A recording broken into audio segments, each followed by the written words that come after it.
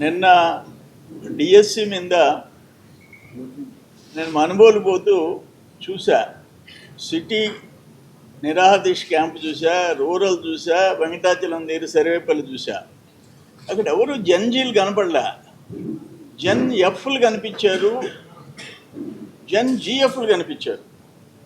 అంటే జన్ ఫాదర్స్ కనిపించారు, Jan grand fathers కనిపించారు. జన్జీలు ఎక్కడా కనపడలే.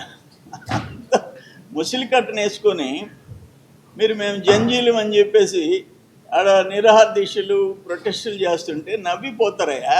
అందుకే నిన్న కర్నూలులో మీ చంపలు పగలగొట్టారు.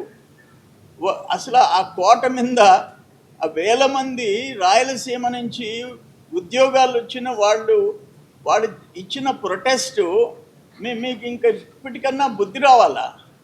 అరే, ఒక 16,400 మందికి ఉద్యోగాలు ఇస్తే 1.5 సంవత్సరం తర్వాత మేము జంజీలము, మేము నిరాహార దీక్షలు చేస్తాము. ఏంది మీరు నిరాహార దీక్ష అంతంతలో పొట్టలేసుకొని వెంకటాచలంలో చూసా. ఒక్కొక్కరికి ఎంత పొట్టలు ఉన్నాయి, మీరేంది నిరాహార దీక్షలు చేసేది? ఒక్కరన్నా కుర్రోళ్ళు కనిపిస్తున్నారా? అందరు ఫాదర్సు, గ్రాండ్ ఫాదర్స్ కనిపిస్తున్నారు, నాయనలు, తాతలు, అవ్వలు కనపడలేదైతే అక్కడ. అందుకని ఇప్పటికైనా బుద్ధి తెచ్చుకోండి. కర్నూలు పరిస్థితి రాష్ట్రం అంతా వచ్చే తిరుగుబాటు మీకు ఎదుర్కోబోతుంది. మళ్ళీ నవంబర్, డిసెంబర్లో మళ్ళీ డిఎస్సి వేల మందికి ఉద్యోగాలు ఇచ్చే పరిస్థితి వస్తుంది. అందుకని సిగ్గుతో తలదించుకోవాల్సిన పరిస్థితి ఈరోజు వైసీపీకి రాష్ట్రంలో ఏర్పడింది. రాష్ట్రంలో జన్జీ కార్యక్రమాన్ని బ్లేడ్ బ్యాచ్లు, గంజాయి బ్యాచ్లను పెట్టుకొని వైఎస్ఆర్సీపీ భజన బృందాలు రకరకాల వేషాలు వేస్తున్నారు. నిన్నటి రోజున చూశారు. చివరికి కర్నూలు జిల్లాలో ఉపాధ్యాయులే తిరగబడ్డారు, నిరుద్యోగులే తిరగబడ్డారు. 5 సంవత్సరాలు ఒక్క డిఎస్సి కూడా నిర్వహించకుండా నిరుద్యోగుల్ని మోసం చేసినటువంటి ఆనాటి పాలకులు వైఎస్ఆర్ కాంగ్రెస్ పార్టీ ఈనాడు మాకు లోకేష్ గారు కల్పించినటువంటి అవకాశాన్ని ఒక దుష్ప్రచారం చేస్తూ మోసపూరితంగా మేమేదో ఉద్యోగాలు వచ్చినాయి అనేటువంటి దాని మీద తిరగబడ్డారు. వాలంటరీగా వాళ్ళు కర్నూలు జిల్లాలో ఒక తిరుగుబాటు చేసి రాష్ట్ర వ్యాప్తంగా కూడా మేము లోకేష్ గారికి, ప్రభుత్వానికి, కూటమి ప్రభుత్వానికి అండగా ఉండాలా, లేకపోతే మాకు భవిష్యత్తులో అనేక కేసుల ద్వారా అడ్డుకునే ప్రయత్నం చేశారు డిఎస్సిని. ఈరోజు వారికి వారే ప్రభుత్వం మాకు అవకాశం ఇస్తే ఈ విధంగా చేయడం కరెక్ట్ కాదని వైఎస్ఆర్సీపీకి చెప్పినా వారిలో మార్పు వస్తుంది అనేటువంటిది మేము అనుకోవట్లేదు.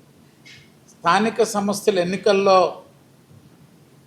అభ్యర్థులు పెట్టకపోతే, పోటీ చేయకపోతే ఇన్ఛార్జీలు మారుస్తామని ఒకవైపు బెదిరిస్తూ ఏదో ఒక టెన్షన్ క్రియేట్ చేయాలనేటువంటి ఆలోచనతో ప్రభుత్వాన్ని రెచ్చగొట్టేందుకు అధికారుల మీద దూషణలకు దిగుతూ పోలీసు శాఖను బెదిరిస్తూ ఈ యొక్క కార్యక్రమాలు చేపడుతున్నారు. మీరు ఏమి చేసినా మిమ్మల్ని నమ్మేటువంటి వాళ్ళు లేరు.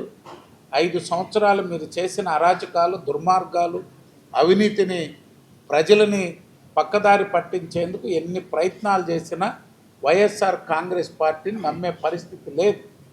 ఈ విధంగా ప్రభుత్వంపై వైఎస్ఆర్ కాంగ్రెస్ పార్టీ స్థానిక సంస్థల ఎన్నికలను దృష్టిలో పెట్టుకొని చేస్తున్నటువంటి దుష్ప్రచారం, ప్రత్యేకించి డిఎస్సిపై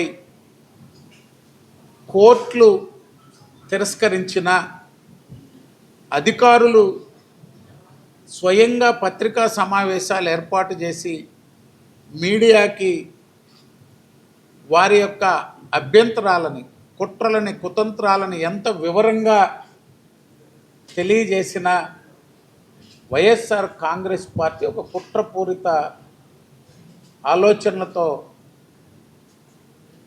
డిఎస్సిలో తప్పులు జరిగినాయి, ఢిల్లీలో నీట్పై జరిగినటువంటి ఆందోళనకి